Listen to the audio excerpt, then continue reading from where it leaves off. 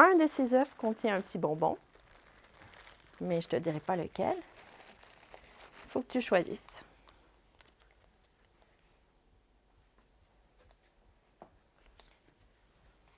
Tu peux l'ouvrir. Qu'est-ce qu'il y a dedans? Ah, tu n'as pas eu le bonbon. Est-ce que c'était facile à faire comme choix? Non, il n'y avait pas de façon de savoir qu'elle avait le bonbon, hein? Je vous donne un petit bonbon. Mais ce matin, je vais vous parler d'une histoire où Dieu va aider le serviteur d'Abraham dans une situation presque impossible à faire un choix qui était très difficile. On va parler d'Abraham encore pour une dernière semaine. Et comme on a vu qu'Abraham a vécu par la foi, mais en fait encore, il doit encore, comme s'il nous dit, c'est toujours un autre pas de foi. Et Abraham doit encore faire confiance à Dieu. Donc, son fils Isaac a grandi. Maintenant, il est en âge de se marier. Mais Abraham sait que parmi les Cananéens, ce n'étaient pas des gens qui aimaient Dieu. Donc, il ne voulait pas prendre une femme pour Isaac là. À ce moment-là, c'était les parents qui choisissaient.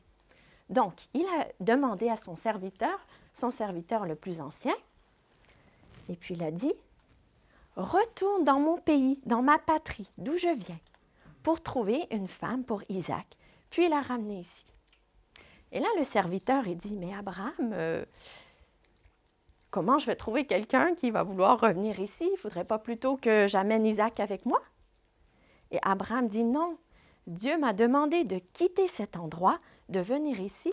Il m'a fait la promesse que c'est cette terre qui va appartenir à mes descendants.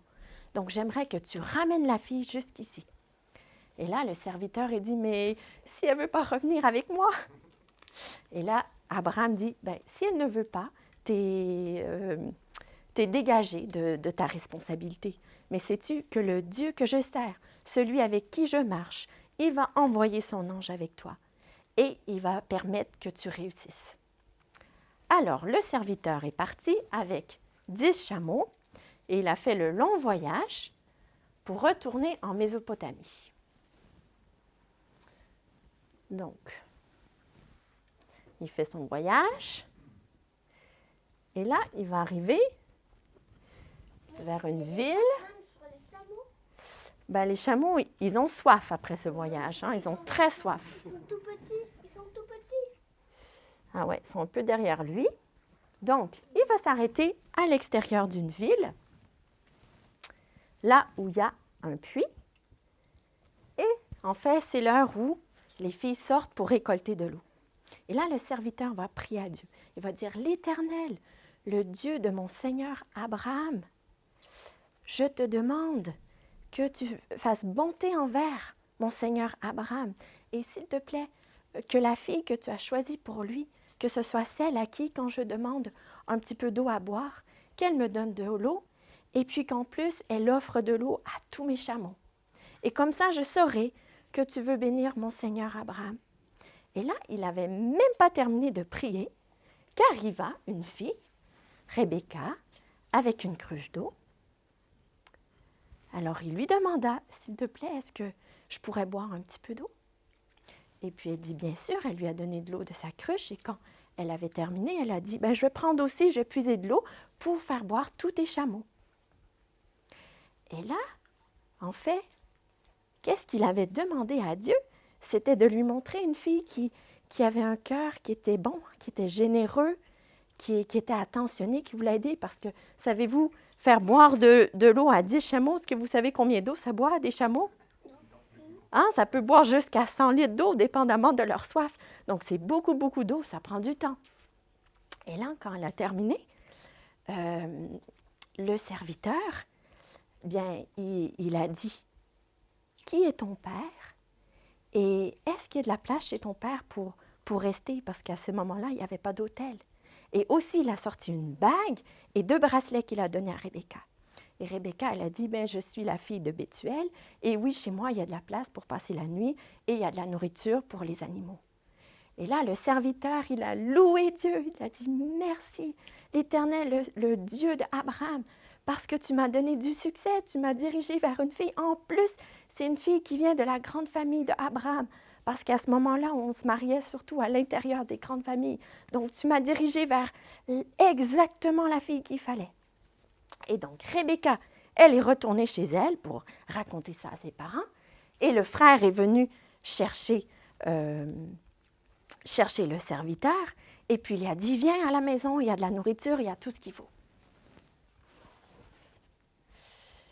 Donc, nous voici à la maison de Rebecca. Rebecca, le frère, le père, la mère, le serviteur qui arrive. Alors, il veut lui faire manger, mais il dit non, avant de manger, il faut absolument que je vous dise pourquoi je suis ici. Alors, il raconta toute l'histoire d'Abraham, comment il avait envoyé, comment il avait prié et comment Dieu avait répondu sa prière. Et puis là, il dit, maintenant, dites-moi, est-ce que vous acceptez que Rebecca, elle épouse Isaac, le fils de mon Seigneur Abraham? Et puis le père et le frère ont dit, ben, c'est de l'Éternel que ça vient. Ils ont reconnu que c'était dirigé par Dieu. Et ils ont dit oui, que notre fille, que notre sœur, elle devienne la femme de Isaac. Et puis là, le serviteur, il s'est prosterné, mais il a remercié Dieu. Il était tellement reconnaissant parce que Dieu avait répondu à sa prière. Dieu l'avait dirigé et il a loué Dieu.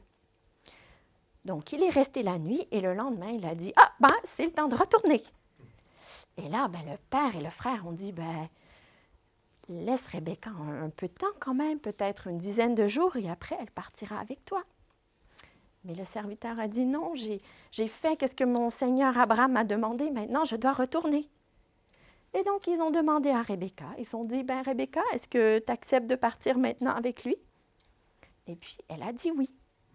En fait, elle aussi, elle a dû faire confiance à Dieu parce qu'elle s'en allait dans un nouveau pays. Probablement qu'elle ne reverrait plus sa famille. Elle ne les connaissait pas du tout.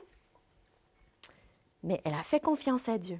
Et puis la famille ils lui ont dit, Rebecca, que tu sois bénie, que tu sois la mère d'une grande descendance et que Dieu vous donne, comme il a dit, toutes les villes de vos ennemis. C'est qui ça? J'ai presque terminé. Et donc, ils sont partis, ils sont retournés, et puis Isaac l'épousa et il l'aima. C'est une histoire incroyable, non? Et qu'est-ce qui est très beau dans cette histoire, c'est qu'on voit vraiment que Dieu y guide chaque personne pour lui montrer comment que c'est lui qui est à l'œuvre et qui puisse accomplir son plan parfait. Et puis, ça me fait penser, Liam, au verset dans Proverbe 3, 5 et 6 qui dit « Confie-toi en l'Éternel de tout ton cœur. Ne t'appuie pas sur ton intelligence. » Oui, on connaît une chanson de ça. Oui. De se confier en lui parce que c'est lui qui va aplanir nos sentiers, qui va rendre nos sentiers droits, qu'on lui donne nos plans et qu'on n'essaie pas de faire notre propre façon. On prie? On ferme les yeux, Juliette. Seigneur, on veut te remercier parce que tu es fidèle. Tu es fidèle pour accomplir ta bonne volonté dans nos vies. Merci parce que tu guides et merci parce que tu nous montres ta volonté. On peut se confier en toi. Et aide-nous, Seigneur, à t'écouter. Aide-nous à te chercher pour connaître, Seigneur, ta bonne volonté pour nous. On prie ces choses au nom de Jésus. Amen.